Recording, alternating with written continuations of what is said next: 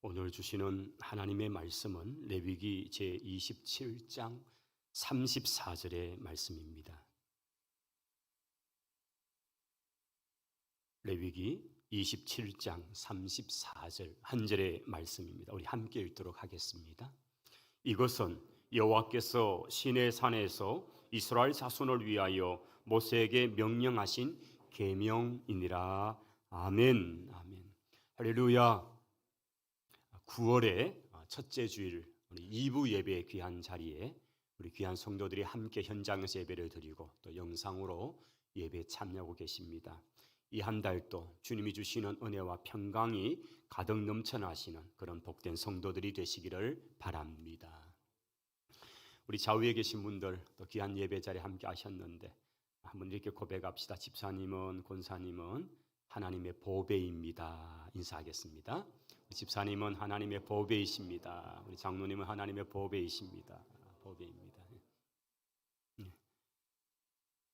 저희들이 매주일 주일 오전에 한 장씩 레위기 말씀을 이렇게 강론을 하고 또 들으시면서 1월부터 여기까지 오셨습니다. 이제 오늘이 레위기 27장 마지막 장에 저희들이 왔습니다. 오늘 저희들은 이 레위기 27장의 가장 마지막 절인 34절의 말씀을 함께 읽으셨는데요. 우리가 이 말씀을 한번 이렇게 보시면 이것은 여호와께서 시내 산에서 이스라엘 자손을 위하여 모세에게 명령하신 계명이다라고 그렇게 기록이 되어 있습니다. 하나님께서는 한 나라를 세우고자 계획을 하셨습니다. 그것은 당신을 경외하고 하나님을 영원롭게 하는 하나님의 백성들의 나라였습니다.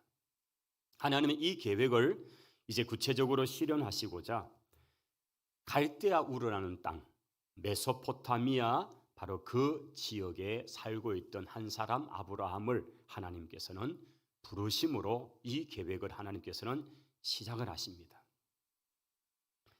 갈대아 우르에 살고 있던 아브라함을 하나님께서 부르셔서 아브라함아, 아브라함아, 너는 내가 네게 지시할 땅으로 이사를 가거라. 그렇게 하나님께서 말씀을 하셨습니다. 그래서 아브라함은 그 하나님의 말씀 계시를 듣고 그가 그 말씀에 순종을 합니다. 그런데 도대체 어디로 가야 될지를 사실은 알지 못했다고 성경은 말합니다. 오늘로 하면 이런 거죠. 무슨 국에 이사 이렇게 전화를 걸었습니다. 대체로 이삿집이 이사잖아요. 그렇게 해서 이삿짐 센터에 큰 화물 트럭 하나가 집에 도착을 했습니다. 짐을 다 실었습니다. 그리고는 이제 기사가 이제 출발하면 되겠습니다. 어디로 갈까요? 이렇게 물으니까 이사하는 분이 글쎄 주소를 모른다고.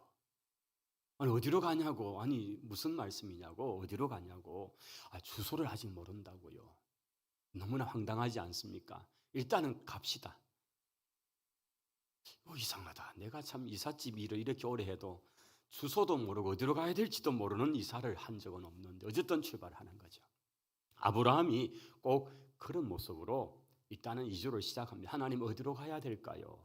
사실은 어디로 가야 되는지를 말씀하지 않고 내가 네게 지시할 땅으로 가라 이렇게 하셨습니다. 그래서 그 당시에 무역로가 되는 그 길을 따라서 이동을 시작을 합니다.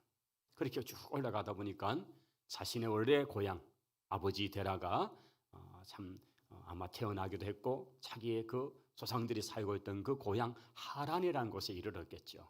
그런데 아버지는 이제 더 못 가겠다고 나는 내 고향 땅에서 뼈를 묻겠다 아마 그러셔서 아브라함은 어쩔 수 없이 거기에 좀 더 머물다가 아버지가 돌아가시고 난 다음에 아브라함의 마음에 하나님의 부르심에 대한 부분 때문에 또 이동을 시작합니다. 그렇게 해서 이동해 왔더니만은 그곳이 바로 가나안 땅이고 세겜이라는 곳에 도착하게 되었습니다. 거기서 하나님 앞에 제단을 쌓고 하나님께서 그에게 마음에 여기가 내가 너를 부른 땅이다. 약속의 땅이다. 너로 큰 민족을 이루고 큰 나라가 되게 하겠다. 그렇게 하신 것입니다.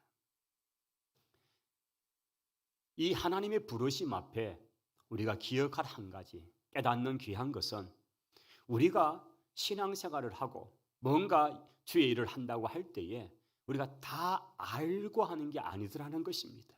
도대체 어디를 가야 되는지 모르는 아브라함 같이 하나님, 내가 왜 일을 해야 합니까? 하나님, 지금 왜 이런 일이 내게 생겼습니까? 왜 지금 이런 걸 해야 되는지 제가 알지 못하고 깨닫지 못합니다. 그런데 그 일을 순종부터 해야 될 때가 있더라는 겁니다. 성도 여러분, 우리가 주님의 일을 할 때에 다 알고 하는 것이 아닙니다. 때로는 알지 못해도 겨우 퍼즐의 한두 조각 정도밖에 없어도 일단은 하나님의 뜻이고 하나님이 그렇게 말씀하시니까 순종부터 할 수 있는 저와 여러분이 될 수 있기를 바랍니다. 그러다 보니까 여기가 하나님이 목적하셨던 그 목적지였군요 깨닫게 되는 거죠. 우리가 다 깨닫게 하시면 하겠습니다, 다 알면 하겠습니다, 그렇지 않고 하나님은 우리에게 그 다 아는 것을 허락하시기 전에 우리의 순종의 자세, 우리의 믿음을 테스트하시고 그렇게 하는지 안 하는지부터 보시는 하나님이신 거예요. 아브라함이 순종을 하는지 하나님은 그 믿음을 달아보시고 그렇게 순종하는 삶 가운데 하나님은 당신의 뜻을 조금씩 펼쳐 보여주시더라는 것입니다. 갈 바를 알지 못하고 하나님이 가라는 그 말씀 앞에 무작정 출발을 해서 마침내 도착하니 약속의 땅 가나안에 이른 것 같이 오늘 또 주의 뜻이기 때문에 주님이 그렇게 마음에 감동을 주시기 때문에 순종함으로써 하나님의 뜻을 알아가는 우리 모든 성도들이 되시기를 바랍니다. 아브라함이 마침내 그 땅에 왔습니다. 그런데 하나님의 약속의 말씀은 너로 하여금 큰 민족을 이루게 하겠다, 네 복중에서 여러 나라가 나오겠다 말씀하십니다. 그런데 아브라함 나이는 75살이 훨씬 넘었습니다. 그리고 그에게는 자식 하나가 없었습니다. 이거 역시도 뭔가 참 맞지 않잖아요. 하나님, 이런 말씀을 이루시려면 최소한 제게 자식이 여러 명 있다든지 저희 후사들이 많아서 그러면 한 나라를 이룬다, 큰 나라를 만들겠다 하시면 제가 이해하겠는데 지금 제 자식이 없습니다. 그래서 아브라함의 생각에 내가 가장 신뢰하는 정말 내 아들 같은 종 하나가 있네, 그 종을 내가 입양을 해가지고 양자를 삼아가지고 그렇게 하면 내 후사가 되겠다 이 생각을 했습니다. 그런데 하나님은 아니라고 말씀하십니다. 하나님 뜻이 뭘까? 그러면 아이를 낳아야 되는데 그러다 보니까 아내의 몸종을 통해서 또 아들 하나를 낳았습니다. 이스마엘이라는 이름을 붙였습니다. 그런데 하나님께서 그도 아니라고 말씀하십니다. 아브라함이 사실은 큰 실수를 했죠. 그러나 하나님께서는 그도 아브라함의 후손이기 때문에 한 나라가 되게 하셨습니다. 사실 이 이스마엘이라는 아들을 통해 나타난 아들은 지금 대부분 아랍의 국가들입니다. 그 아랍국의 여러 나라의 조상이 되게 하신 거죠. 하나님의 약속이 그대로 성취된 것. 너로 하여금 여러 나라가 되게 하겠다. 그러나 하나님 계획은 그게 아니었습니다. 그의 아내 사라를 통해서 태어나게 될 아들이었습니다. 그는 100살이 되었어야 마침내 아들을 보게 됩니다. 사람들은 그 나이에 무슨 아들을 낳느냐고, 심지어는 아내조차도 천사가 하는 그 말을 들으면서 혼자 장막 뒤에 숨어서 웃었습니다. 지금 내가 어떤 나이인데 내가 아들을 낳아요. 그게 89살 되었던 사라가 했던 그런 표현이었죠. 그런데 사라가 아이를 낳게 됩니다. 이제 100세가 되어 낳은 아들 이삭이죠. 하나님께서는 그 이삭을 통해서 그의 후사를 통해서 하나님 백성 나라를 만들고자 계획하셨습니다. 그리고 이삭의 두 쌍둥이 아들 에서와 야곱을 통해서 하나님은 그 일을 구체적으로 실현하시는데 그 야곱에게서 12명의 아들들이 태어납니다. 그리고 그 12명의 아들들은 장차 이스라엘의 12지파의 이름이 되었죠. 하나님은 야곱의 때에 이스라엘 백성들을 애굽 땅으로 이민을 보내십니다. 하나님의 놀라운 섭리는 사실 그 가나안 땅 작은 땅에서 그저 70명 정도밖에 되지 않는 그 사람들이 무슨 민족을 이루고 나라를 이루고 그것은 굉장히 어려운 얘기죠. 그냥 자그마한 족속이죠. 그런데 하나님의 계획은 분명히 나라를 이루는 것이었죠. 그래서 하나님은 그의 11번째 아들인 요셉을 형들의 시기 때문에 팔려서 애굽으로 종으로 가게 만드셨습니다. 그러면 더 이상 어떤 가능성이 있어지지 않을 것 같은데 나중에 죽은 줄 알았던 그 아들을 만나러 야곱이 가보니까 그 아들은 애굽 땅의 총리가 되어 있는 것입니다. 바로라는 그 파라오의 제2인자의 자리에서 총리가 되어 있는 것이죠. 이 모든 것은 하나님의 섭리요 하나님의 역사이신 줄을 믿습니다. 그렇게 해서 야곱의 모든 가족들이 이민을 갔는데 그 이민의 세월이 약 430년이 될 줄이야 그들은 알지 못했죠. 잠깐 동안 기근을 피해서 돌아올 줄 알았지만은 그 땅에 산 세월이 400년이 지났습니다. 이것도 하나님의 계획이었습니다. 불과 70명의 사람들이 200만이 넘는 사람, 큰 나라 민족을 이룰 만큼 하나님께서는 그 애굽 땅에서, 그 번영한 나라에서 그 백성들을 길러내신 것입니다.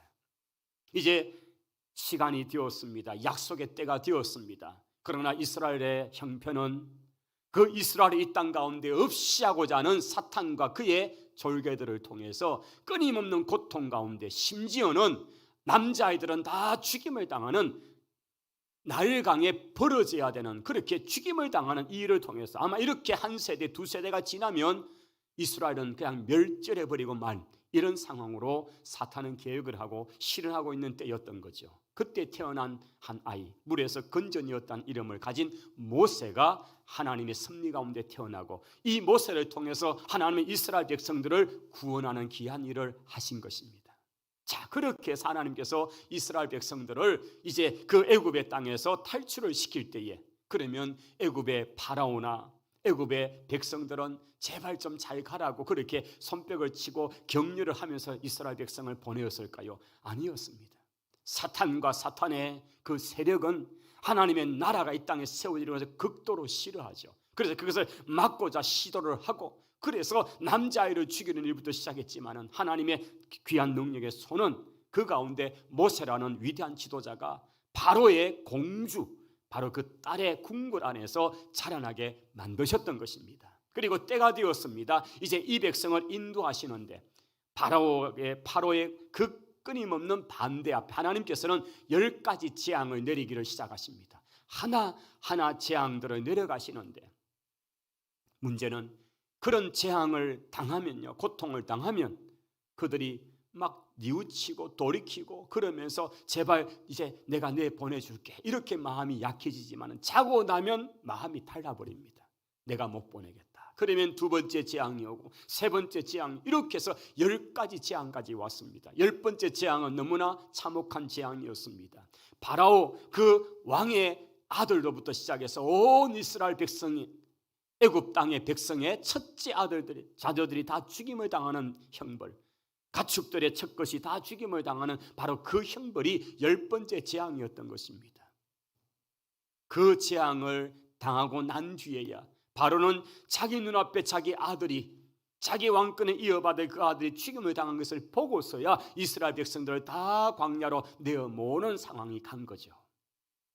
여기서 우리는 또 한 가지 깨닫습니다. 하나님 앞에 범죄해서 때로는 징계를 받고 참으로 하나님부터 책망을 받을 때에 하나님이 주시는 그 사인과 그런 징계 앞에서 빨리 깨닫고 빨리 항복에 손을 드는 것이 지혜로운 성도인 줄을 믿으시기 바랍니다. 파라오가 첫 번째 재앙 앞에 이거는 하나님의 손이다 느끼고 하나님 앞에 손을 들어서 이스라엘 백성들을 그냥 다 보내었더라면 두 번째, 세 번째 재앙은 오지 않았을 것입니다. 그런데 더욱더 완악해져간 그 결과 10번째 재앙, 결국 자기의 자식이 죽고야 그는 그 백성을 돌려보낸 것입니다. 오늘도 우리가 때로는 실수하고 범죄함으로 하나님 우리에게 사인을 주실 때가 있습니다.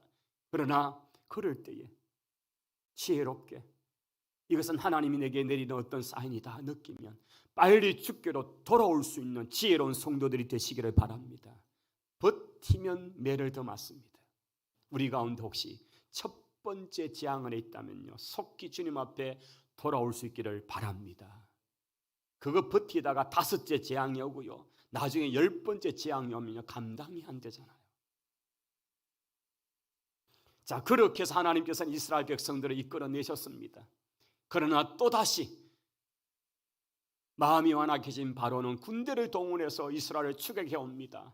이제 불과 뒤에 몇 시간 뒤에 그들 앞에 오게 될 그 상황 아래에서 앞에는 홍해 바다가 펼쳐 있고 하나님 앞에 눈물로 기도합니다. 하나님은 그 밤 사이에 역사하셔서 그 홍해 바다를 쫙 갈라버리시고 그 백성을 온전하게 마른 땅으로 건너게 하셨습니다. 뒤따라오던 바로의 군대는 그냥 그 바다에 수장되고 마는 역사가 나타났습니다. 하나님의 능력의 손이었습니다. 하나님의 구원의 역사, 이것을 방해하고 막을 때에 하나님께서는 당신의 능력을 발휘하셔서 그 백성들을 하나님께서 당신의 살아계심을 보여주신 거죠. 그뿐이 아닙니다. 광야에 먹을 것이 없는 그들을 위해서 만나를 내리시고 메추라기를 내려주시고 참으로 물이 고픈 그들을 향해서 하나님께서는 참으로 물을 주시고 이런 것을 통해서 그 백성을 인도하신 하나님은 마침내 1월 15일 날 출발했던 그 백성들이 3월 첫째 날이 되는 날에 시내산 아래에 그들이 도착하게 되었다고 성경은 말합니다. 이것이 출애굽기 19장의 이야기입니다. 자, 그들이 드디어 시내산에 도착을 했습니다. 하나님께서는 너무 기쁘시고 감격하셨을 것입니다. 사실 그 출애굽을 하고 그 시내산, 모세가 많이 양을 기르면서 살았던 그곳, 이곳으로 데려오라는 그 명령의 말씀을 지켜내어서 이곳에 도착했던 그 모세의 안도나 모세의 감격스러움보다 더 큰 감격은 하나님의 감격입니다. 이 백성들이 이곳에 왔다는 사실, 이제 이곳에서 내 말을 전하고 이 백성이 나와 언약을 맺고 이 백성이 앞으로 하나님 나라에 이루어질 귀한 백성이 될 것을 생각하니까 하나님 너무 가슴이 얼마나 벅차겠습니까? 그래서 출애굽기 19장에 보면 이 도착한 백성들을 하나님께서는 언약을 맺기를 시작하십니다. 성경 제가 출애굽기 19장에 가보겠는데요, 4절, 5절, 6절의 말씀을 제가 소개합니다.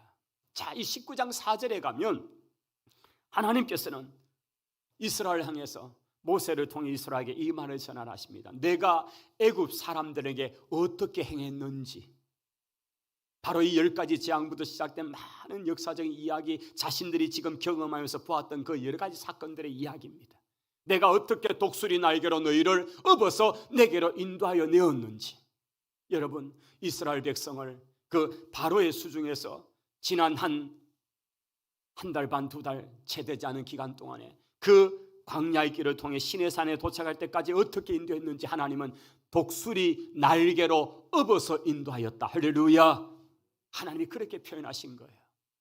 모세가 무슨 독수리 타고 한가? 아니었잖아요. 이스라엘 200만 백성이 무슨 독수리 날개 타고 한가? 아니었잖아요. 그런데 하나님이 그 백성을 인도하신 것을 표현할 때에 그렇게 비유하셨습니다. 독수리 날개에 태워서 업은 것 같이 오늘 또 광야길을 걸어가는 우리 인생의 길에 하나님께서는 독수리 날개를 태워 우리를 인도하듯이 그렇게 안전하게 인도하고 계시는 줄을 믿습니다. 그 하나님의 손길을 우리는 바라봐야 합니다. 이제 5절입니다. 세계가 다 내게 속하였나니 너희가 내 말을 잘 듣고 내 언약을 지키면 너희는 모든 민족 중에서 내 소유가 되겠다. 그렇게 말씀하십니다. 여기 다시 보시면 세계가 다 내게 속했다. 여러분, 하나님이 통치하십니다. 이 지구촌에 200여 나라가 있어도 그 모든 나라는 하나님의 통치 아래 있는 줄을 믿습니다. 세계가 다 내게 속하였다고 말씀하십니다. 뿐만 아니라 너희가 내 말을 잘 듣고 내 언약을 지키면, 하나님의 말씀을 듣고 지키는 그 순종의 삶을 살아가면 너희는 모든 민족 중에서 나의 소유가 되겠다 말씀하고 계시는 것입니다. 여기에 모든 민족 중에서 내 소유가 된다는 이 단어가 히브리 단어를 보면 세굴라라는 단어를 쓰고 있습니다. 한번 받아하겠습니다. 세굴라. 이 세굴라라는 단어는 성경의 다른 곳에는 이렇게 번역을 해두었습니다. 나의 보배다, 나의 보물이다 라고 번역해 놓았습니다. 하나님께서 이스라엘 백성이 하나님 말씀을 듣고 지켜 순종하면 많고 많은 민족 나라들 중에서 나의 보배가 되겠다고 말씀하신 거예요. 할렐루야. 그래서 오늘 저와 여러분은 세상에 많고 많은 사람들 가운데 하나님의 보배로운 사람들인 줄을 믿습니다. 오늘 우리가 인사를 할 때에 우리 집사님은, 권사님은, 장로님은 하나님의 보배이십니다 하는 인사는 우리가 그냥 지어낸 말이 아니고요, 듣기 좋아라고 한 말이 아니고요, 바로 하나님이 이스라엘 당신을 백성을 일컫는 말인 줄을 믿으시기 바랍니다. 너는 나의 세굴라야, 나의 보배야. 오늘 옆에 계신 분들을 좀 보면서 다시 한번 이제 더 확신을 가지고 하나님의 마음 가지고 그렇게 한번 고백하겠습니다. 우리 집사님은, 권사님은 하나님의 보배입니다. 시작. 아까보다 확실히 다르네요. 역시 말씀이 따라와야 하여튼 확신이 생기고, 비록 누가 간밤에 이렇게 얼굴에다가 호작질 해놨는지 주름이 이렇게 많지만은 그래도 보배입니다. 보배입니다. 하나님이 우리를 보배라고 여기시니까요. 우리가 어떤 모습이든 하나님이 우리를 보실 때 너는 나의 새굴라야, 너는 나의 보석이야, 너는 나의 보배야. 여러분, 이것이 하나님이 우리에게 말씀을 주시고 우리를 인도하여 내신 이유인 줄을 믿습니다. 여러분 6절에 한번 보십시오. 너희가 내게 대하여 제사장 나라가 되고 거룩한 백성이 될 것이다. 사명이죠.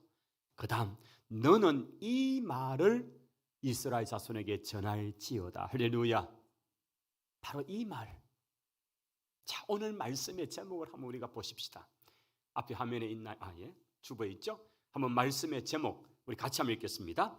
우리에게 계명을 주신 이유. 왜 우리에게 계명을 주셨냐는 거예요. 우리에게 계명을 주신 이유가 무엇인가?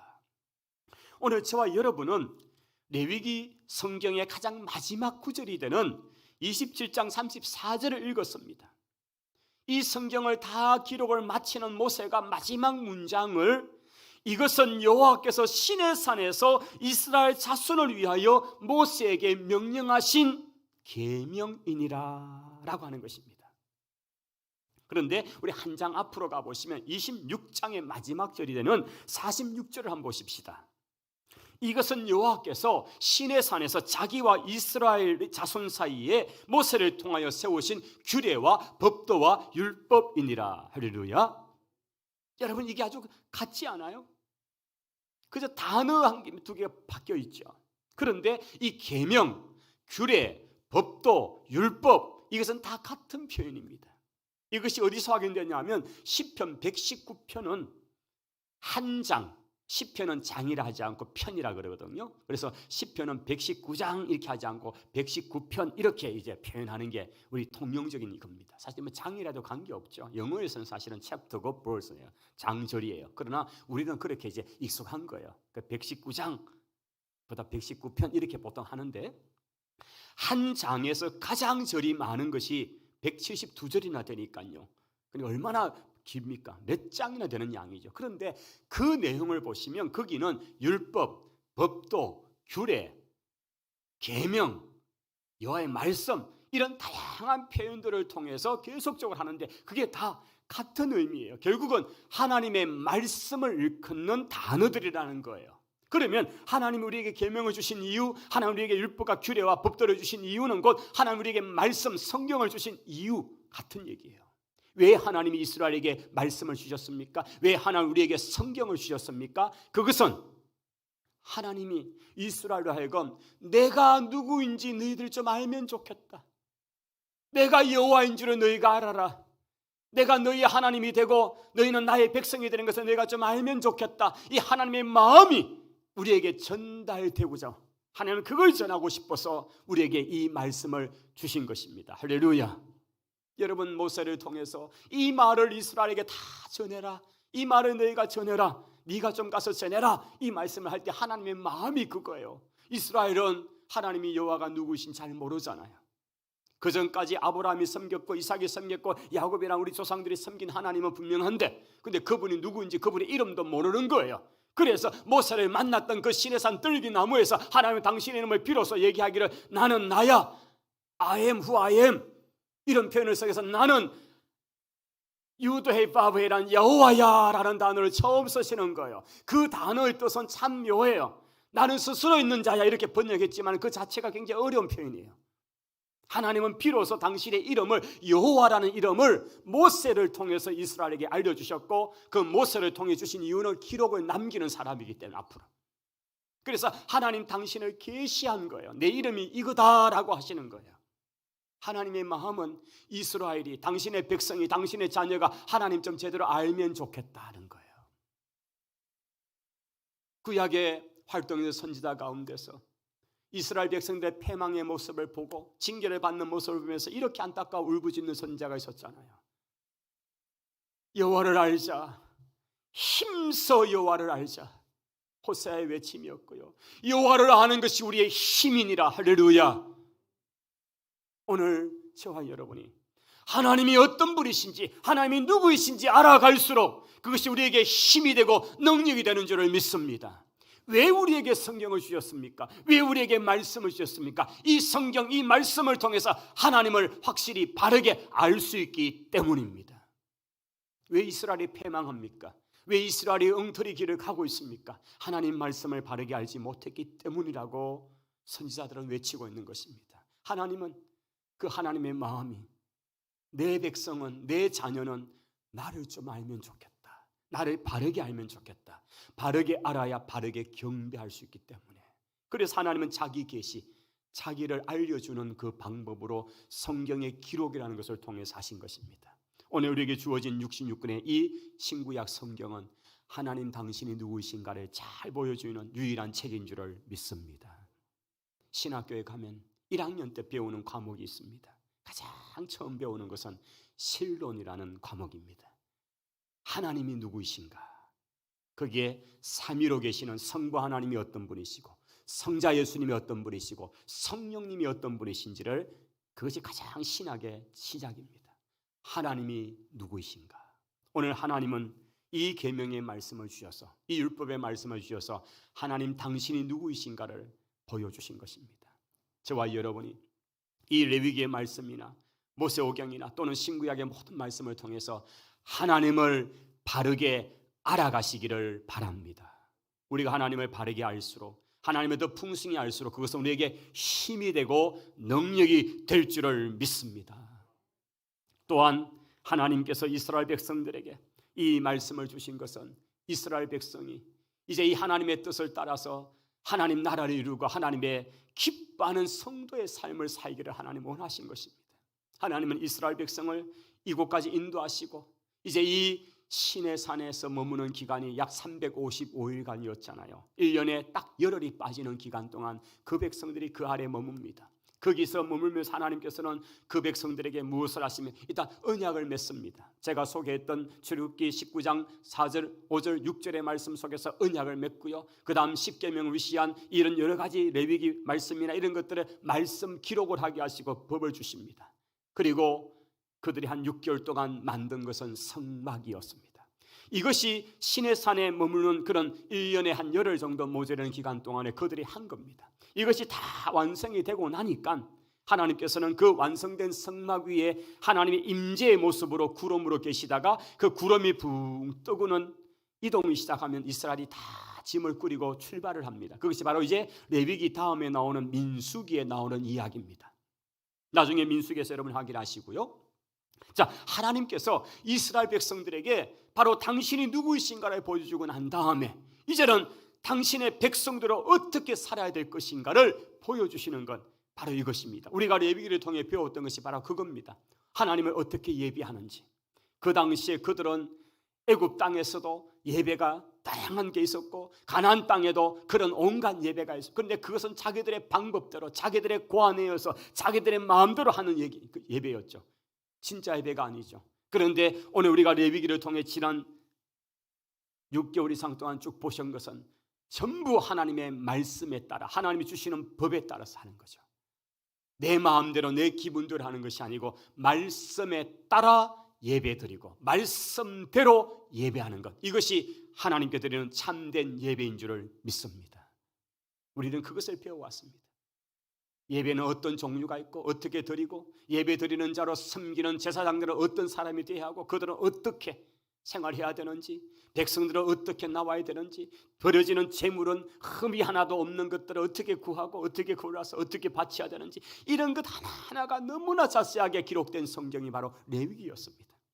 그리고 절기에 관한 말씀들, 안식일이 어떤 것인지, 매달의 첫째 되는 날 월삭은 무엇인지, 안식년의 의미는 무엇인지, 그 안식년이 7번 되어지는, 그래서 오는 50년째 오는 신년의 제도가 무엇인지, 그 신년의 제도 속에서 이스라엘 백성들이 그동안 저당 잡아 놓았던 땅이나 자식들, 가족들이 다 해방되는 그런 희년의 의미가 무엇인지 이런 것들 하나하나를 말씀하시고 그 말씀의 마지막 말미로 주신 것이 바로 26장이었잖아요. 이제 이것이 너와 나의 사이에 세우는 언약인데 이것을 따라 지키면 이렇게 내가 너에게 복을 줄 것이고 이것을 어기면 너희들이 이러한 저주를 받게 될 것이다. 온 백성이 아멘을 하고요. 이것이 바로 레위기 26장에, 그래서 하나의 법조문 조약의 마지막 장은 사실 26장인데 27장 오늘 보셨던 말씀은 앞에 부분은 제가 안 다뤘습니다만 그것은 부칙의 개념이었다는 말씀을 드렸습니다. 그렇게 해서 레위기 전체가 끝이 납니다. 이제 한 38년쯤의 시간을 더 광야에서 보내야 되었습니다. 불순종의 결과로. 그리고 마침내 그들이 모압 평지에 이르렀고 모세는 저 느보산에서 약속의 땅을 다 보지만은 건너갈 수 없게 됩니다. 그는 안타까운 심정을 가지고 그 모압 평지에서 유언 설교들을 몇 편을 남깁니다. 그것이 바로 신명기 말씀이죠. 그 신명기 말씀 속에 28장에 가면 레위기 26장과 똑같은 내용, 그러나 좀 더 풀어서 해석된 내용이 더 긴 바로 축복과 저주의 본문이 그대로 나옵니다. 우리가 송구 영신 예배 때 제가 신명기 28장의 앞에 부분 축복의 내용들을 가지고 선포하는 것을 여러분께서 기억하실 것입니다. 바로 다시 한번 이스라엘 백성들에게 자신은 약속의 땅에 들어가지 못해도 이스라엘 백성들이 그곳에서 하고 당부하기를 너희들이 세겜에 가거든 그 세겜에 우리 조상 아브라함이 그곳에 도착해서 제단을 쌓은 것처럼 그 세겜의 그리심산과 에발산 거기에 6지파 12지파가 그곳에 서고 거기서 이 축복의 본문 저주의 본문을 선포할 때에 축복의 산에 서 있는 백성은 축복의 말씀이 선포될 때마다 아멘으로 화답할 것이고 저주의 말씀이 선포될 때 저주의 산이라고 일컬어진 그곳에 있는 6지파는 아멘으로 화답하면서 언약을 맺는 의식을 하게 합니다. 모세는 없었지만은 여호수아가 정복전쟁을 치르던 중간에 세겜에서 그 언약 갱신을 하는 장면이 나타납니다. 이것이 지금 계속 이어지는 하나님 나라 세우는 과정들이죠. 하나님은 이스라엘 백성들이 내 말을 잘 듣고 지켜 순종해서 하나님의 거룩한 백성 나라가 되기를 바라고 그 나라가 이 땅 가운데 구체적으로 눈으로 보여지는 나라로 있기를 원하신 것입니다. 이제 그렇게 해서 그 백성이 살아가서 복을 받게 되는 것을 세상의 여러 나라들이 보게 되면 우리도 이스라엘 같이 살아보자. 우리도 이스라엘 백성들 같이 하나님을 잘 섬겨보자. 그러면 저 백성들이 받는 복을 우리도 받지 않을까? 오늘 신약의 교회를 세우신 이유가 이와 똑같은 줄을 믿습니다. 저와 여러분을 먼저 예수 믿는 사람을 불러주신 것은 우리가 무슨 잘난 것이 있었기 때문에 아닙니다. 하나님의 한없는 긍휼과 은혜의 자비의 결과이고 하나님 우리를 택하셔서 하나님 자녀를 삼아주신 것은 우리로 하여금 하나님의 거룩한 백성이 되게 하셔서 하나님의 큰 복을 받는 것을 보게 하고 세상 사람들이 우리를 통해서 예수 그리스도를 믿게 되는 그 영광의 자리로 인도하기 위해서 우리를 먼저 불러내신 줄을 믿습니다. 모세에게 주셨던 그 말씀, 이 모든 말을 이스라엘에게 전하라고 하신 하나님께서는 오늘 저와 여러분을 먼저 주의 전으로 부르셔서 하나님의 자녀 삼으셔서 이 이야기를 아직도 알지 못하는 복음을 알지 못하는 사람들에게 전해주라고. 이것이 전도이죠. 이것이 복음 전하는 거죠. 이것이 하나님의 마음이야, 하나님의 사랑이야. 이것을 전해주라고 우리를 불러주신 줄을 믿습니다. 하나님의 사랑이 어떻게 우리 가운데 나타났습니까? 우리를 구원하시고자 당신의 아들이 이 땅에 인간의 모습으로 오셨습니다. 우리의 모든 죄를 짊어지고 십자가의 고통을 받으시고 죽임을 당하셨습니다. 무덤에 장사되셨습니다. 하나님의 권능으로 3일 만에 부활하셨습니다. 그래서 우리의 모든 죄가가, 우리의 모든 죄의 값이 다 지불된 줄을 믿습니다. 이것이 속량이요, 이것이 구원의 은혜입니다. 하나님께서 나를 구원하시고자, 나를 살려내시고자 당신의 아들을 대신 죽게 하시는 이 놀라운 사랑, 이 이야기가 바로 성경의 이야기입니다. 하나님이 나를 얼마나 사랑하시는지 하나님 그것을 보여주신 것입니다. 오늘 우리가 먼저 구원받은 이유, 이 성경이 우리에게 주어진 이유는 바로 이 하나님의 사랑이 이렇게 우리에게 나타난 것을 기록하셔서 이 말씀을 읽고 듣는 자들이 이 말씀의 은혜를 깨닫고 나를 위해 행하신 하나님의 구원의 놀라운 역사를 기뻐하는, 믿으면 우리도 동일한 구원의 은혜와 감격 속에 있다는 사실을 오늘도 성령 안에서 우리에게 보여주시는 것입니다. 성도 여러분, 하나님이 나를 사랑하시고 여러분 한 사람 한 사람 사랑하신 놀라운 사실을 믿음으로 받아들이시기를 바랍니다. 그 사랑이 보여지고 그 사랑이 깨달아지고 그 사랑 안에 있다는 사실을 믿고 오늘 또 그 믿음의 길을 걸어가는 그런 복된 성도들이 다 되시기를 바랍니다. 기도하겠습니다. 하나님, 웬 사랑입니까? 웬 은혜입니까?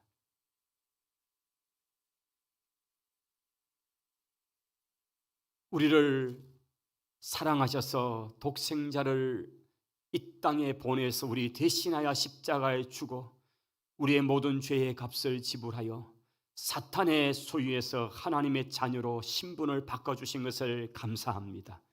예수 그리스도를 믿어오던 이 구원의 감격이 우리에게서뿐 아니라 흘러 많은 사람들에게 전달되고 전해지는 놀라운 역사들이 계속 일어나게 해 주옵소서. 감사합니다. 예수님 이름으로 기도하옵나이다. 아멘.